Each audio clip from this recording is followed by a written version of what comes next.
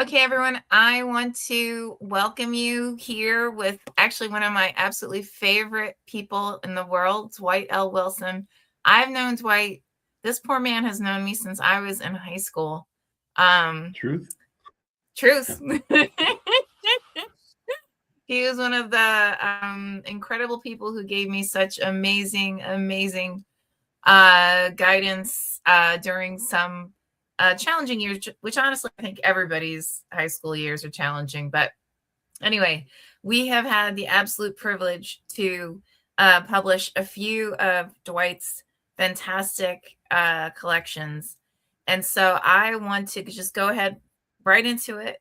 And Dwight, if you would so kindly tell everyone about your stories and what makes you passionate about your writing. Well, I write about the period between the war for their independence and the war for our independence, Mm, the Revolutionary War and the Civil War. I'm fascinated by the fact that so many enslaved people who were kidnapped mm, found a way to make a life. One of my fourth grade grandmothers was an escaped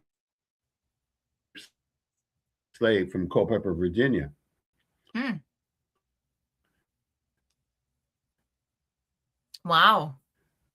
And Uh, she came to Ohio, mhm, and she married a Scotch. After interviewing the family historian and discovering more about her than I had in my research, which started in 1980, wow. um, I let it simmer for a while, and then I finally started writing, like as I say, in her voice.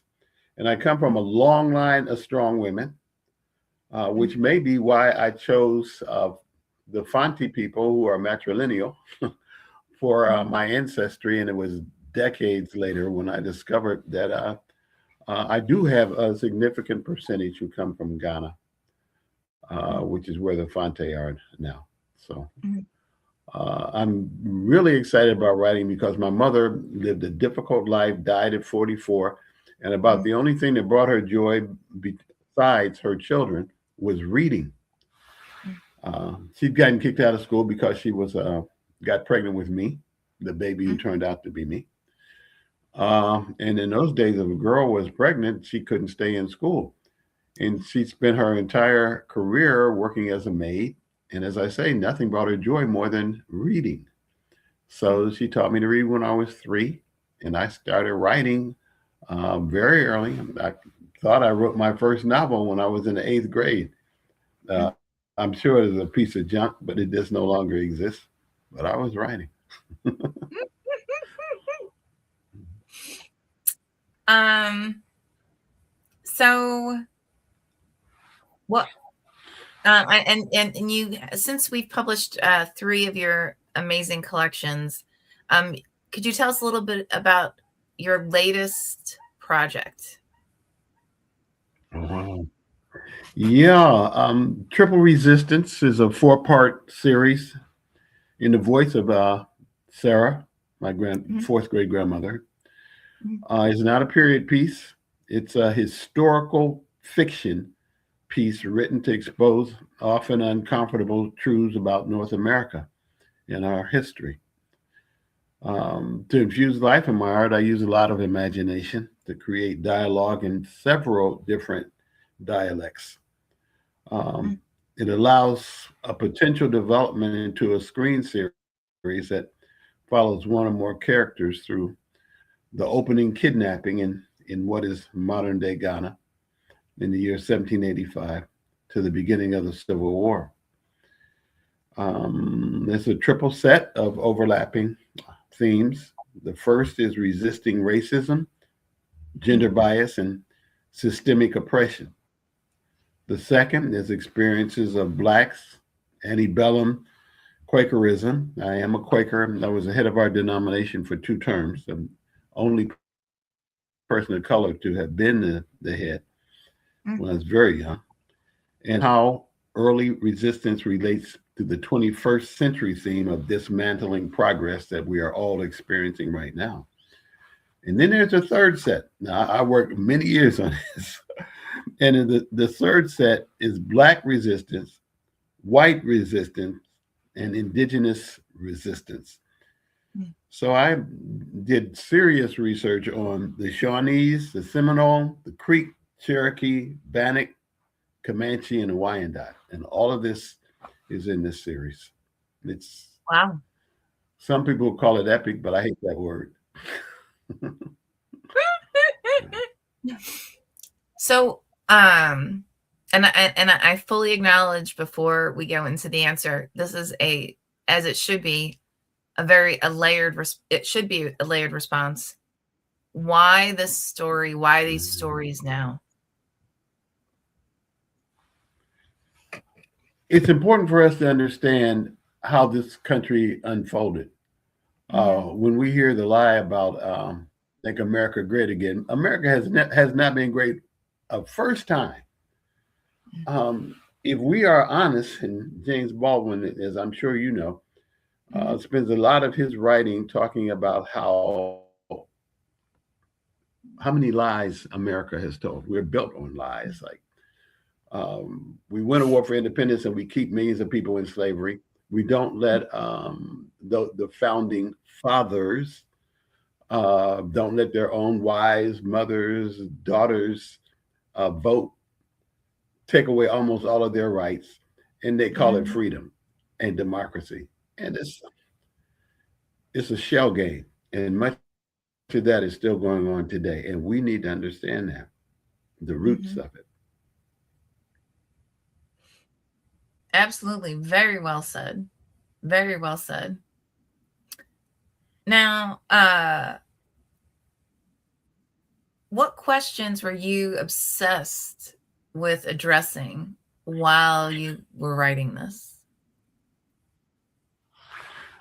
I was obsessed with addressing how racism, the depth and the breadth of racism in the North.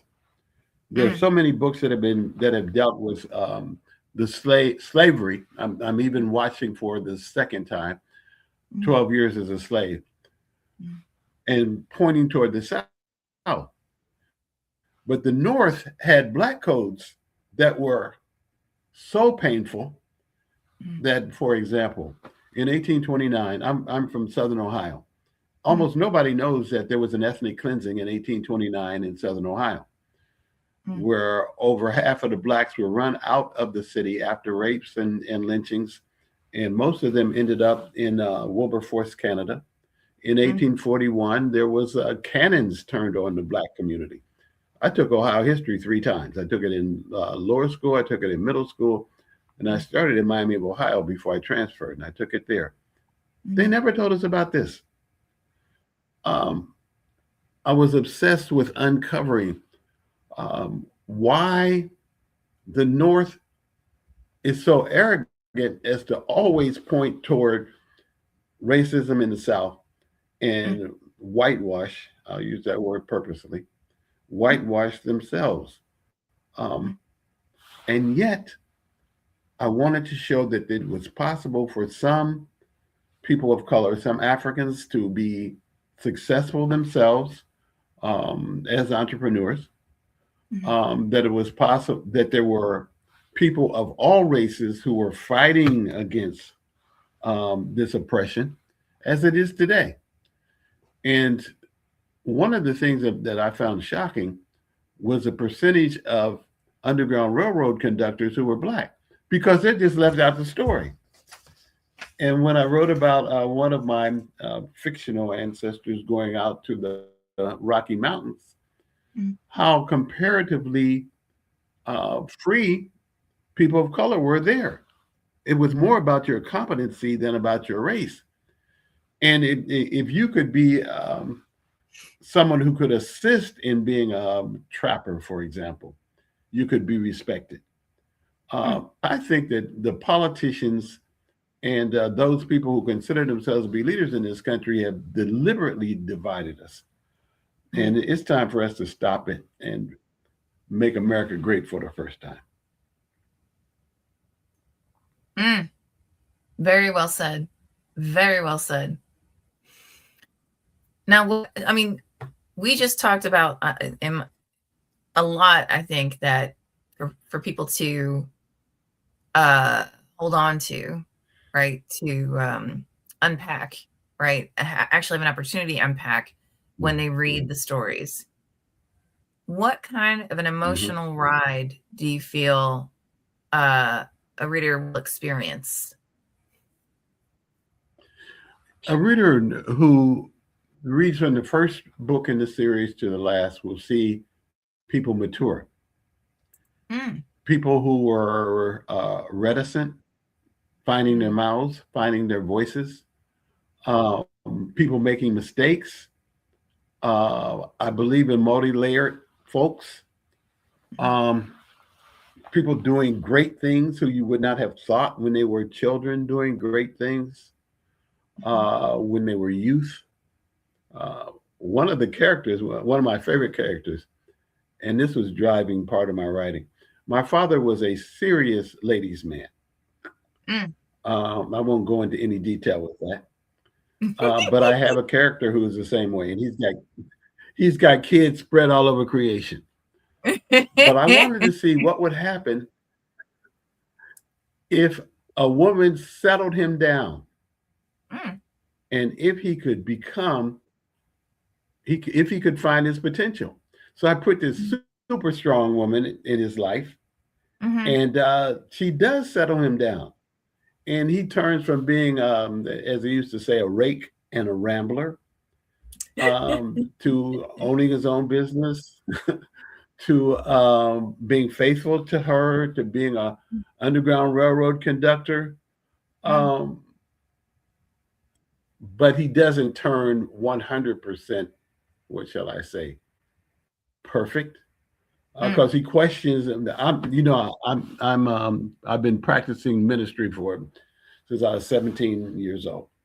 mhm, He questions God a lot, and he mm, questions God for several reasons. Like, why is there slavery? mm, If God is supposed to be a good God, and then mhm, he tries to get into a theology school in Cincinnati, mhm, but they won't let him in because he's black. It's like, mm, okay. And mm, so many of my friends think that Cincinnati, because it was a destination, it was on the other side mhm, of the slave line, mhm, that it was a haven. It wasn't. mm. It wasn't. Um, there are so many things going on there that are painful. And I just want us to understand that. Um, and then again, nobody is perfect. Mm. Nor should they be, right? I mean, Nor it should they wouldn't be. be, Nor should they yeah, be. nor should they be. Now, you Well, touched one on, of my mentors, oh, go ahead. go. No, no, no, do. I was simply going to say one of my mentors, I heard her first time I met her. Mm. She said, "It is better to be whole than to be good." Oh, wow. I've held that a long time. Mm, You've got to honor all of those sides and manage those sides within yourself. mhm.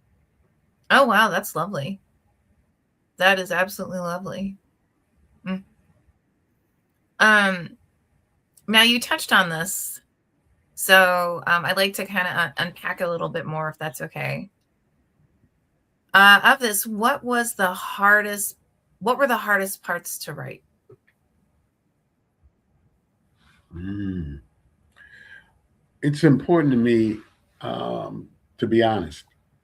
And I Hmm. wanted to write historical fiction, which meant I had to do a great deal of research. Hmm. So I researched in several different states, all the states that I write about, and I write about from New York City and Nantucket to San Francisco. So I had to Hmm. go to those states. I had to do the research. Um, and the indigenous people, I taught pre-colonial Africa for many years. I also taught um, a number of other subjects that I knew well, but I didn't know about the indigenous people, and I didn't want to tell lies about them.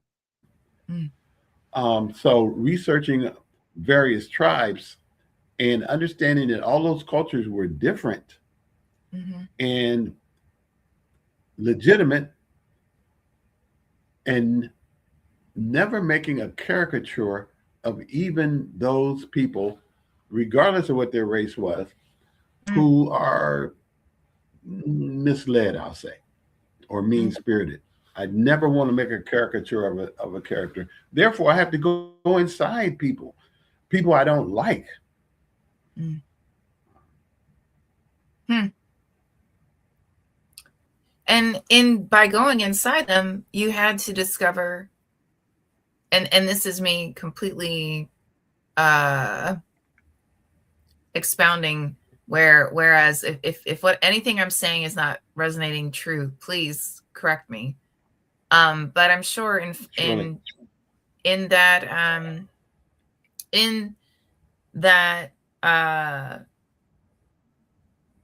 discovery, in that additional research of the individuals who, from some perspectives, some individuals may feel as though they're evil, right? They're the epitome of evil based on their actions, but in reality, they have their own perspectives, their own purposes, their own reasons Mhm. as to why they perform these activities, and I'm sure in some cases it was like ignorance, that not without an understanding of how these actions were so horrid. If you convince yourself that some people are subhuman, and we know Mm, that we have people on this planet right now, people in our country, then mhm, you can do almost anything to them. mm, Just like people would do almost anything to various pets.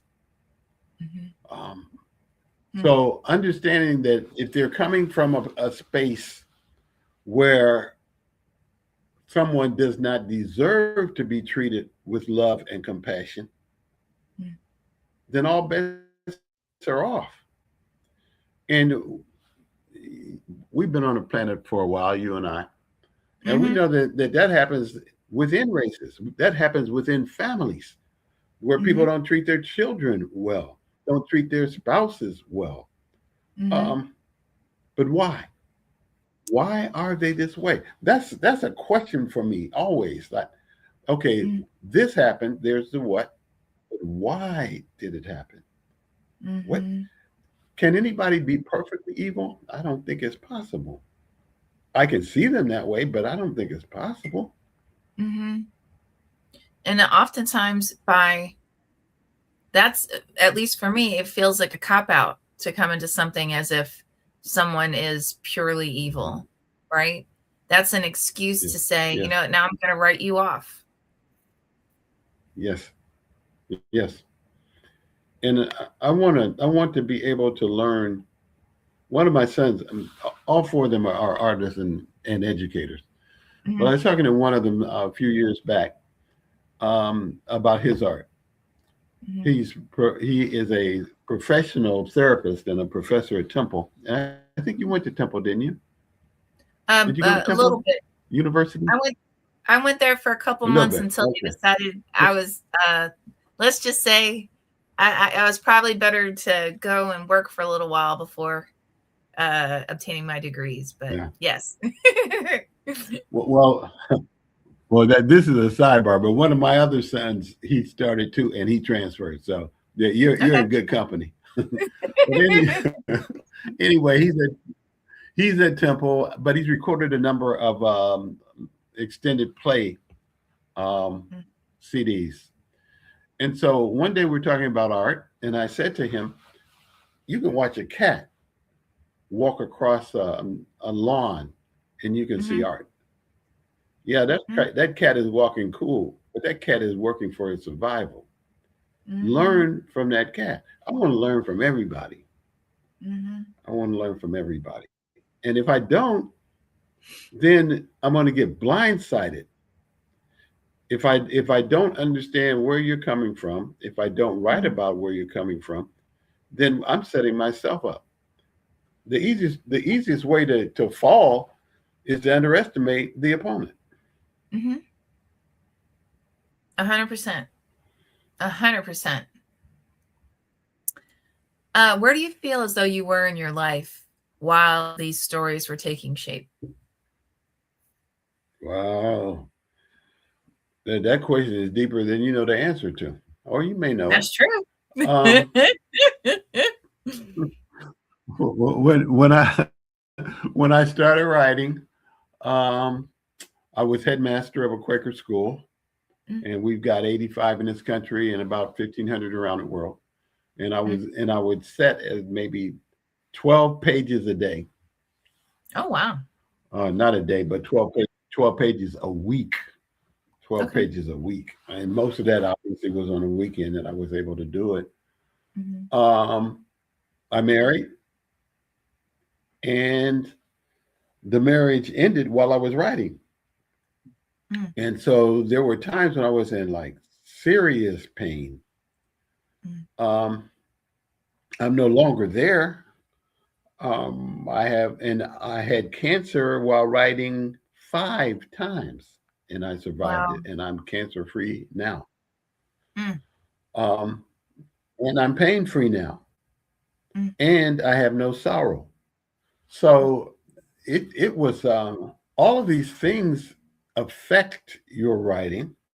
mhm, I think they help you. It helps deepen your understanding of those who are in difficult times. mhm, It helps you take life more seriously. mhm, And me being me, on any given day, I'm helping at least 10, 12 people, at least, mm, who are dealing with their own cancers, and I've lost a number of them, who mhm, are dealing with MS, Lou Gehrig's disease, Parkinson's disease. Um, all of these things influence my empathy, mhm, and they also give me different shades and perspectives as to how to go about life. And to me, mm. if I'm not inspiring, I don't want to write it. Why do I want to be a drag? I can't understand. I want to hang out with a drag. Mm. All right. Don't bring me down. Now, how do you I'll buy feel you a that Pepsi. That's about it, baby. that's it? Only a Pepsi? Aw. Yeah. Now, I've got to ask you this. So, how did writing this, I mean, because I understand that writing, the intent, much of it was to unpack very emotional periods in history and to then evolve or evoke change. But how do you feel as though writing this changed you? I saw that you might ask that question, I said, that's dirty. That's a dirty Yes. question. But you asked it, and and I love you, so I'm going to honor it. Thank you, sir. Um, you're welcome. You're welcome. You're welcome. Um, it changed me because it helped me understand my father better. Mm, It changed me because it helped me understand the main enslaver in it better. Because I had to come up with some way to justify his existence and his behavior if I'm going to have him be a rapist, if I'm mm, going to have him beating people, if I'm going to have him denying other people freedom. How can he mm. do that and live with himself and think that he's a good person simultaneously? Um, Wow. and I was invested in that.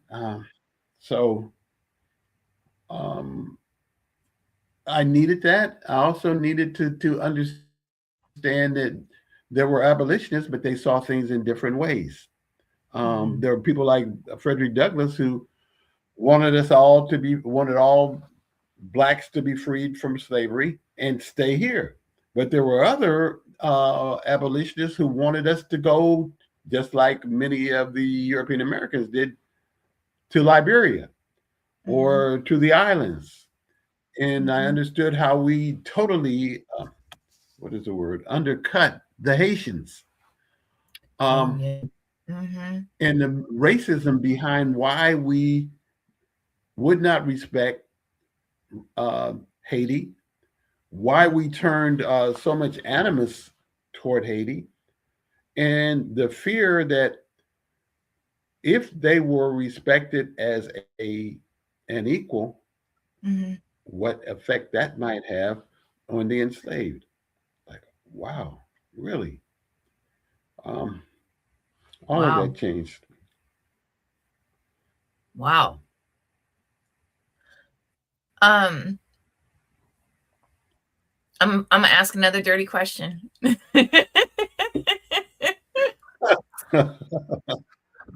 Now, you what's know you do that all the time, and, I and know and I I love do, you for it. I love you for it. So and I love that you allow me to. no So, shame, no, no shame.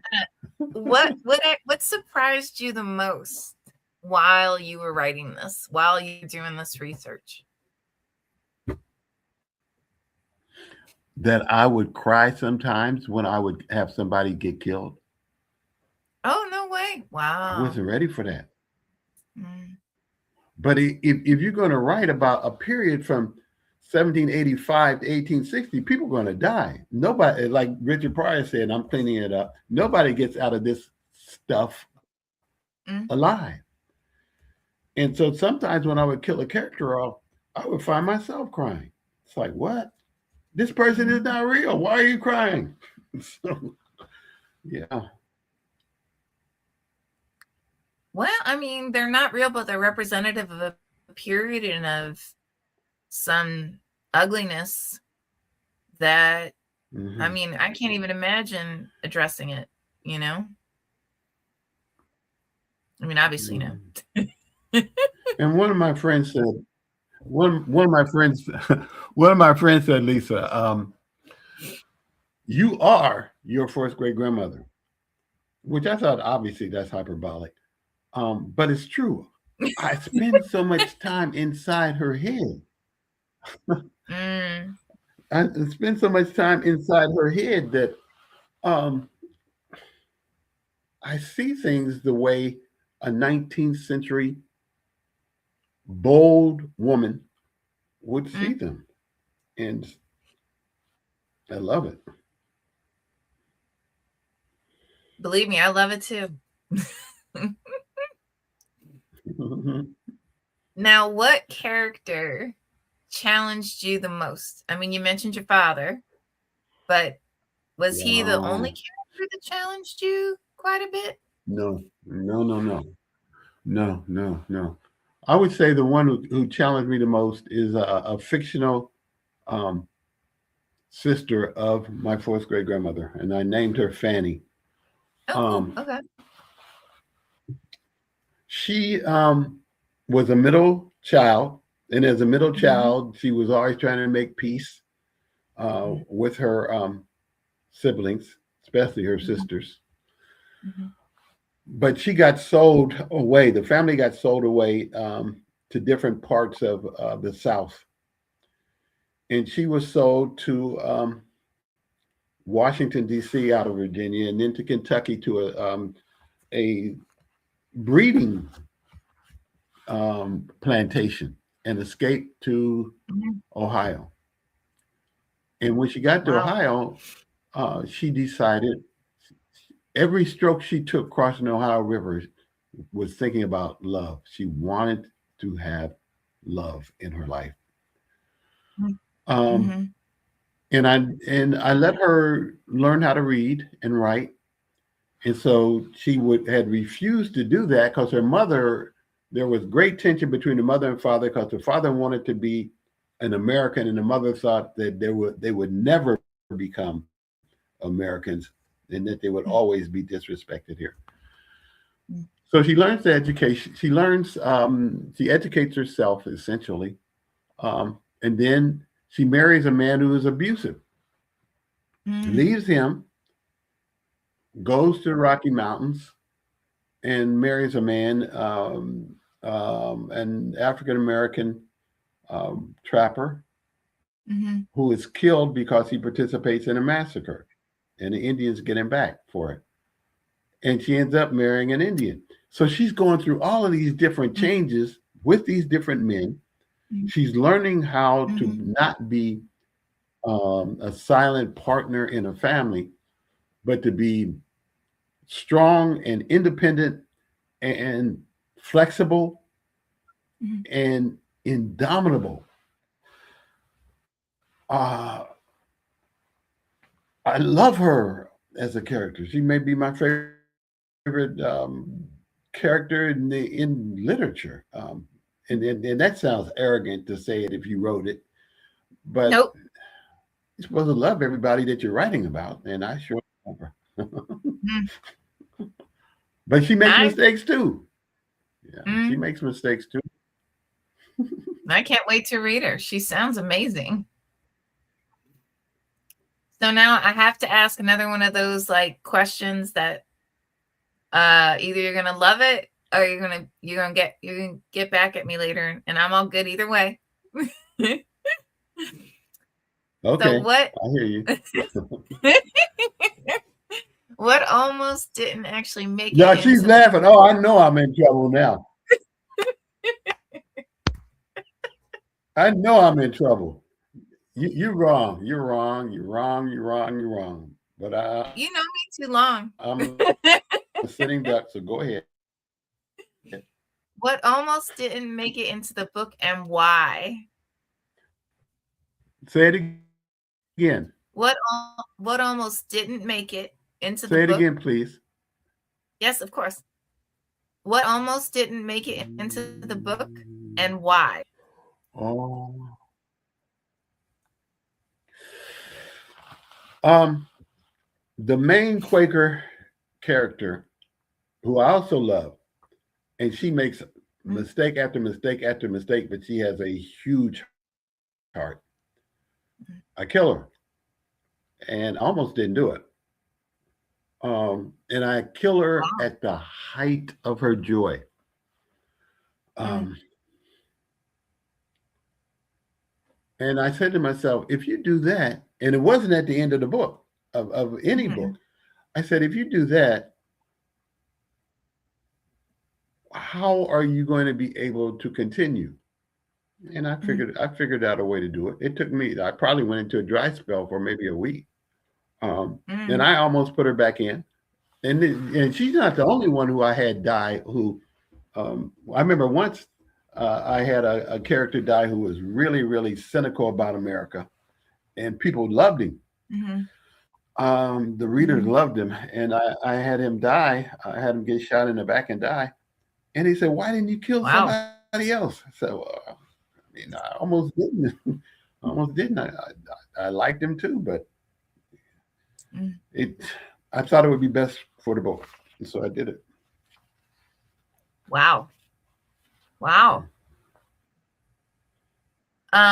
Now who do you feel would actually fall the hardest for this series? Who would get the most from it? Romantics, romantics, people who like strong women. I Mhm. remember I gave a reading of a part of it in Savannah, Georgia, and this guy got up and he was livid. And he said, "Why Really? do you write in a woman's voice? Why do you always write in a woman's voice?" I said, "I don't always write in a woman's voice. I'm writing in a woman's voice now." And he Mm, said, "Well, what about men?" I said, "What about men?" Well, for the most part, I don't even like men, but that's all right. I didn't say that. Scratch that. Can you take that out? I want people. I want people who are deep, and so many men are afraid to touch all their emotions. mm, And I want people, and I said to him, and it never crossed my mind before. Women can be deeper than God. And he said, "What?" I said, "Think about it. mm, Can you imagine God saying I'm afraid?" And most men are what afraid of what? And most men are afraid to say that they are afraid too. I want to use all of the emotions that I was given. mm, Um, I want to laugh. I, anytime I Anytime I write or give a speech or anything, I want you to think, I want you to laugh, I want you to Mm-hmm. cry. Mm-hmm. Those are the type of people who I think will love the book because I'm going to take you to that whole ride, that whole ride. Oh, that's gorgeous. That is gorgeous. Now, what do readers say they weren't expecting?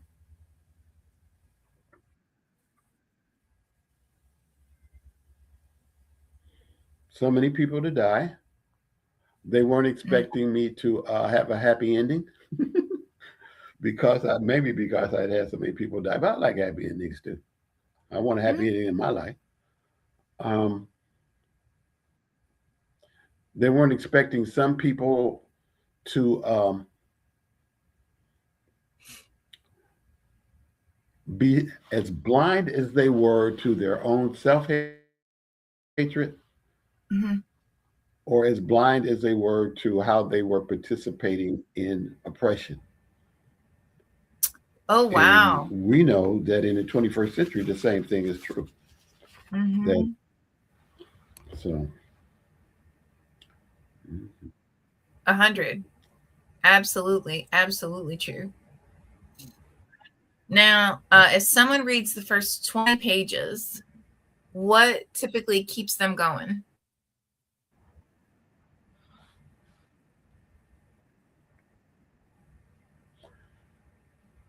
seeing that people are making a life out of in the midst of oppression, Mm, that they're not just victims, mhm, that they're survivors, mhm, and watching them cope. Back in when I was in college, there was a song, "Don't Bother Me, I Can't Cope." Well, mm, my characters could cope. I don't. It's hard for me to have anybody break. mm, I don't even know if I had anybody break. They cope with whatever comes down the pike. They have hope.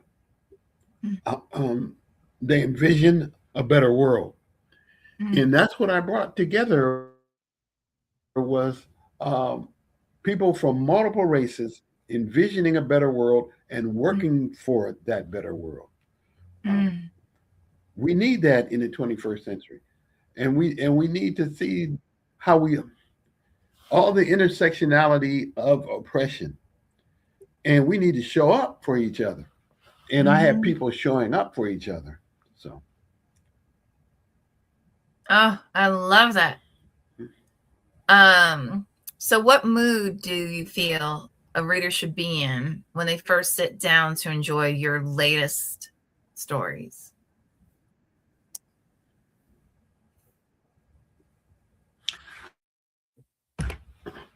now that too was a dirty question, but you knew it. Yes.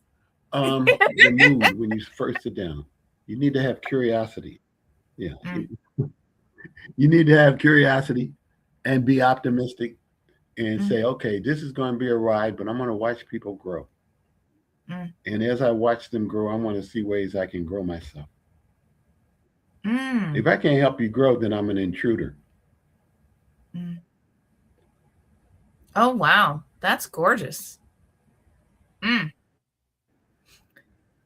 And in one sentence, why should someone pick up this book, or at least this latest series?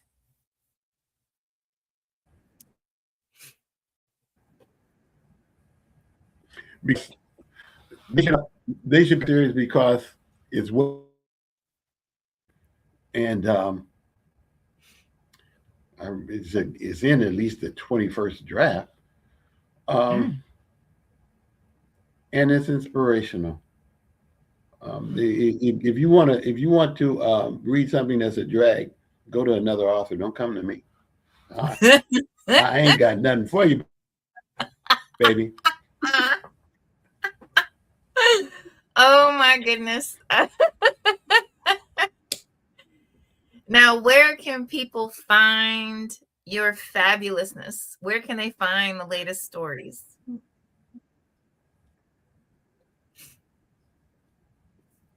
Hopefully, you're going to print them. You're going to publish them.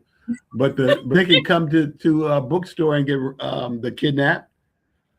That's Uh, true. they can That's get true. the Remembered. They can get um,